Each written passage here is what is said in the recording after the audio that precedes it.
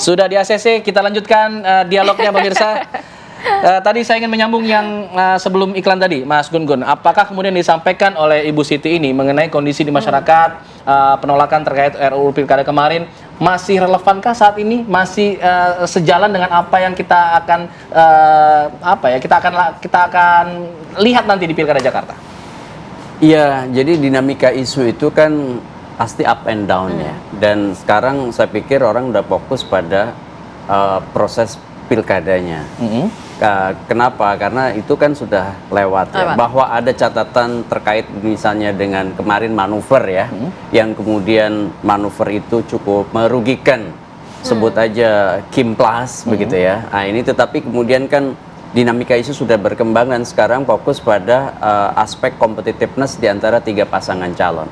Yang mau saya ingatkan adalah kerap kali ada muncul fenomena quasi statistical sense. Apa itu? Artinya bahwa kerap kali kita mengasumsikan atau memikirkan sepertinya atau seolah-olah dukungan itu banyak gitu ya, tetapi tidak kemudian diukur dengan cara atau metode ilmiah.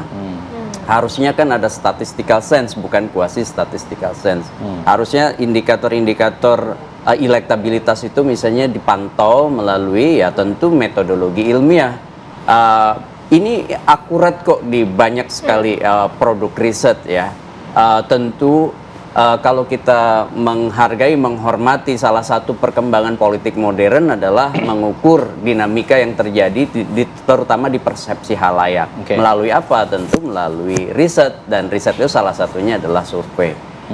Jadi ini bisa menjadi pantauan sebenarnya, sekaligus saya ingin mengatakan bahwa dinamika masyarakat yang sangat dinamis itu tentu kan butuh dilihat, diukur, dan keterukuran dari pre-election sampai menjelang pemilihan itu pasti akan fluktuatif. Makanya kalau tadi dikatakan bahwa dukungan kami banyak di bawah, pergerakan isu relevan dengan masyarakat, belum tentu di satu pekan, kemudian pekan berikutnya masih sama. Kan ada ekspektasi misalnya yang mau diselesaikan lebih dahulu di segmen ini apa? Kan masyarakat tipologi pemilihnya juga tidak sama. Ada yang pemilih sosiologis, psikologis, ada yang pemilih rasional. Nah, semua itu butuh dipantau, termasuk peta demografinya. Jakarta dengan peta demografinya yang khas. Begitu. Kalau komunikasi politik artinya bisakah membantu untuk menaikkan elektabilitas? Pasti. Contoh ya, saya kasih contoh. Ini kan ada basis pemilih di Jakarta yang masih kecewa dengan proses kandidasi kemarin. Kenapa? Karena ada ikon yang mereka ingin dukung, sebetulnya seperti Pak Anies Baswedan. Itu kan tidak jadi maju. Nah, pergerakan Pak Anies Baswedan kemana dengan basis pemilihnya, itu tentu juga akan memberi insentif elektoral kepada siapa? Apakah ke pasangan Ridwan Kamil, apakah ke pasangan Pramono, atau ke pasangan independen? Kenapa? Karena saya lihat ini salah satu kantong atau ceruk pemilih yang signifikan bisa mengubah peta. Baik, saya ingin ke Bu Siti deh kalau gitu, sebelum ke Bang Joni ya Bang.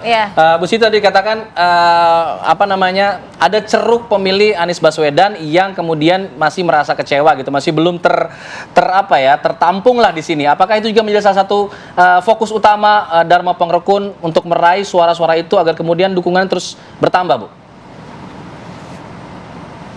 Kami itu lintas partai, lintas etnis, lintas semua saja. Tapi kalau dari anak abah itu mudah-mudahan mereka bisa berpikir secara logis atau secara sehat. Akal sehatnya mudah-mudahan berjalan. Kalau akal sehatnya berjalan, mudah-mudahan mereka tidak akan memilih ke paslon-paslon lain yang telah menyakitinya. Mudah-mudahan.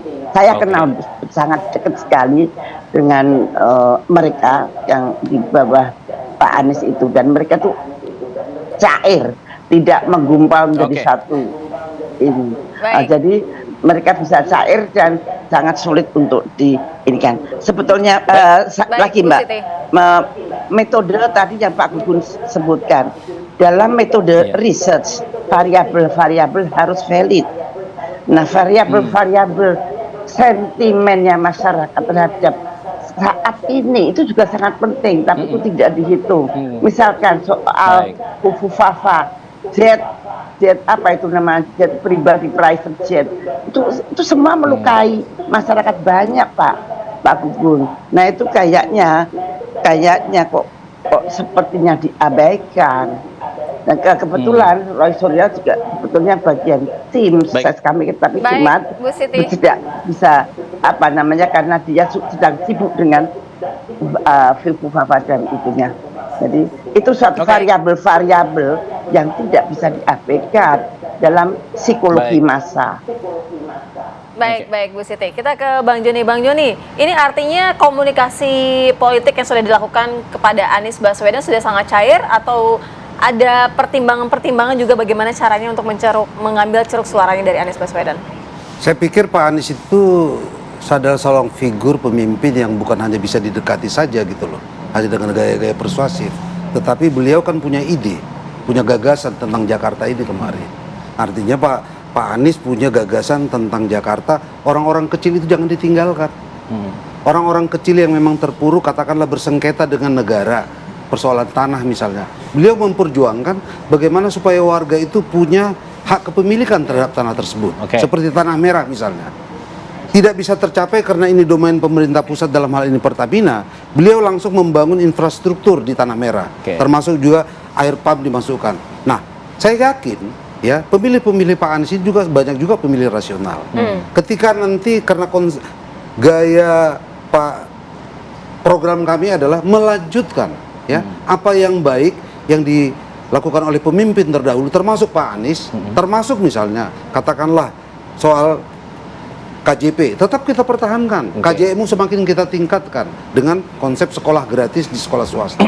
Ya, termasuk juga tanah-tanah sengketa yang dengan pemerintah, Pak Gubernur bisa menjembatani itu dan Pak Pramono punya kapasitas untuk itu karena dia banyak jaringan di tingkat atas. Itu saya pikir dengan cara-cara seperti itu, ya pendekatan dengan Pak Anies, beliau akan sangat happy ya. Kalau pemimpin. Kita tunggu meskipun Pak Anies sudah memberikan statementnya jangan buru-buru pilih cagup. Artinya endorsementnya belum jelas nih mau kemana nih. Tapi kita akan tunggu seperti apa dan kita akan juga lihat bagaimana kemudian ke depannya dalam masa kampanye ini seperti apa kemudian janji-janji itu akan bisa direalisasikan dalam waktu dekat. Nah, ditunggu kita loh mau warga Jakarta. Terima kasih Bang Joni, terima kasih Bu Siti, terima kasih juga Mas Gun-Gun sudah bergabung bersama kami. Sebelumnya kita sudah terus menghubungi Prof. Valino Siut selaku timnas Ridwan Kamil dan juga Suswono, tapi sampai saat ini belum ada respon dari yang bersangkutan. Sayang sekali, padahal kita ingin juga dengar dari sisi beliau.